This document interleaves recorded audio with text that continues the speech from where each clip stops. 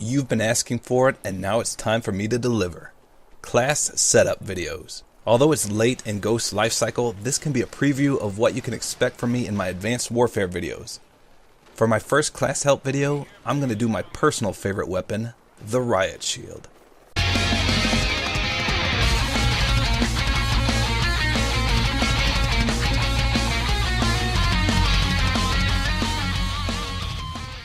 So you want to use the Riot Shield, huh?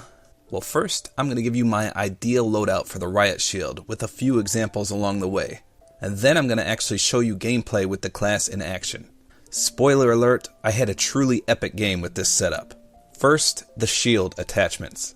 I recommend you almost always use the shield with the radar attachment. There might be times when the melee attachment is preferable, such as when you're going for certain challenges, but the radar is generally the best choice. Never use the scrambler unless you're going for challenges. To those that don't know, you cannot run more than one attachment with the shield, even with the extra attachment perk. Next, the secondaries. You have three viable choices: the Akimbo Magnums, the P226, or the Golden PDW. Now, I personally run the Gold PDW, however, since you have to be max prestige to even have this weapon, this might not be a possibility for most of you. With that said, I think the Magnums are the best secondaries for the shield. One shot each with two Akimbo Magnums kills instantly up close, which is the kind of engagement you want with the shield anyway. The exception to this is hardcore, of course, where you want the P226. The choice is ultimately up to you, so use whatever secondary you feel comfortable with.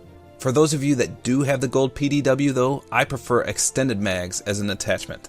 For your lethal equipment, use the throwing knife. This is the key ingredient to my class setup.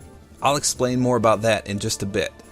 But briefly, to use this effectively, you have to aim somewhat in front of your enemy if they are on the move. Watch here as I catch this guy sprinting by and aim slightly to the right of him, picking him off mid-stride. Also, don't be afraid to lead with the throwing knife, meaning having it cocked and ready to throw. You're not exposed when doing this, except your hand slightly. Now let's do the perks. First, Strong Arm. Strong Arm really helps me to be accurate with my throwing knives.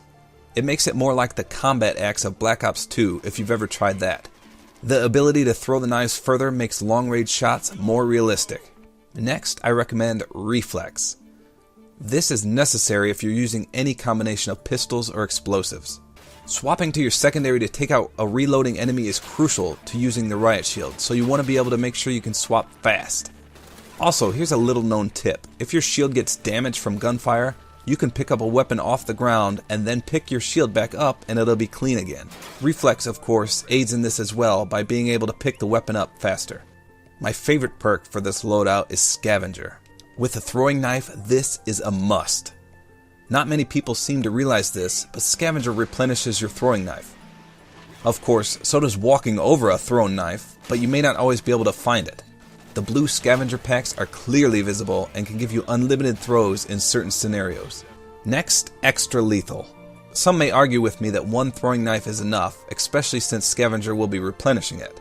I say, however, the more the merrier. You can't always be accurate with the knives, so having a second in reserve only helps you gain more kills. Also, not many enemies expect two knives to come flying out of your hand. Lastly, Hardline. A lot of shielders may argue with me on this one as well, but trust me, having Hardline on will be extremely beneficial with this class. You'll earn streaks faster than you can imagine, especially in Kill Confirmed. Speaking of streaks, the first one's up to you. I recommend the IMS or the Dog. If you know of a great IMS spot on a certain map, then go with the IMS. If not, however, run the Dog. The Dog helps defend you just as much as the shield.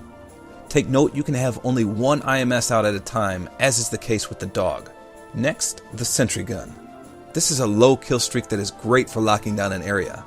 And conversely to the IMS and Dog, you can have more than one of these. Lastly, the Vulture or the Battle Hind. With the most recent buff to the Vulture, I say this is the way to go. I know they only fixed the duration of it to make it last longer, but I've racked up so many kills lately with it, especially on close quarters maps such as Strike Zone. With a Dog and Vulture out at the same time, you'll be very difficult to kill. So that is the class setup. Now let's take a look at it in action.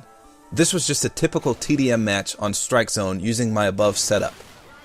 While you watch this gameplay, I'll discuss some tips and tactics to help you achieve great games like this. First of all, I know what a lot of you are thinking. But Tabor, how do people even use that thing at all? It's garbage. I hear that a lot. People complain that every time they try to use it, people shoot right through it like it's butter. Despite crouching and aiming down a little, they still shoot right through it. Unfortunately, lag plays a vital role in successfully using the Riot Shield. You have to remember that the enemy is a couple feet ahead of where he actually appears on your screen.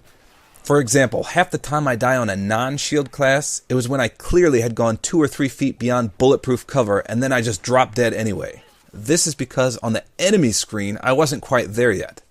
Or have you ever noticed how you can fire 3 or 4 shots at someone and then watch the kill cam and it just shows them killing you, with you just standing there like a deer in headlights with no shots fired?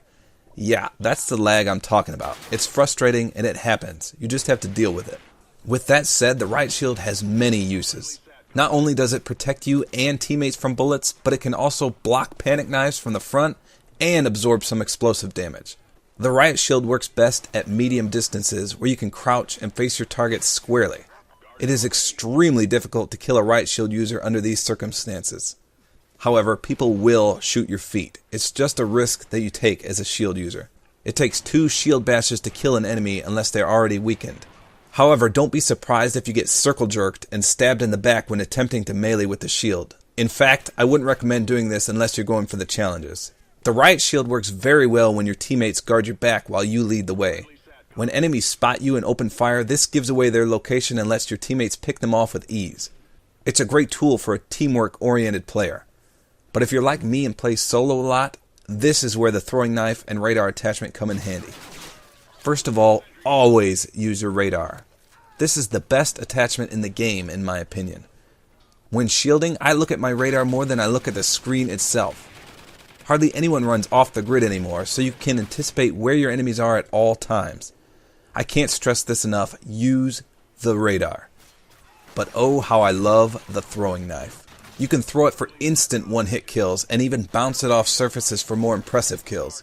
My favorite part about the throwing knife is that you can still kill a ballistic vest user in one hit. And trust me, especially when you play a full party of 6, you know they will be rocking those vests. As I mentioned earlier though, you have to lead with the throwing knife. Unless your target is stationary or running in a straight line at you, it's best to throw it where you anticipate they'll be by the time the knife gets to them. The throwing knife takes a lot of patience and skill to master, but once you get the hang of it, you'll be getting awe-inspiring gameplays all the time.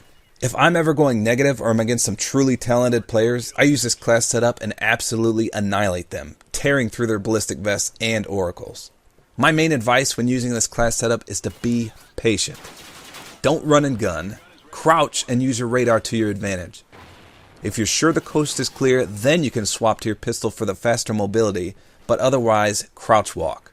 On the same note, if you're fleeing a gunfight, always make sure the shield is on your back to prevent getting shot from behind. With 2 throwing knives, scavenger to replenish them, and a competent secondary weapon, you'll be quite a force for your enemies to take out. Most people don't know how to react to a shield user. They'll shoot you a few times and then hesitate and backpedal or clumsily reload. This is your time to strike. Throw your knives into him as he tries to flee or quickly swap to your pistol and take him out as he stumbles and bumbles. I achieve a 3 KD or more constantly with this setup.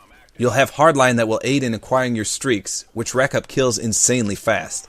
The Vulture and Dog will cover your sides and your back, while the Sentry Gun can hold down a position on the complete opposite side of the map. This class does take a lot of getting used to though. You'll probably do terrible the first few times you try it out.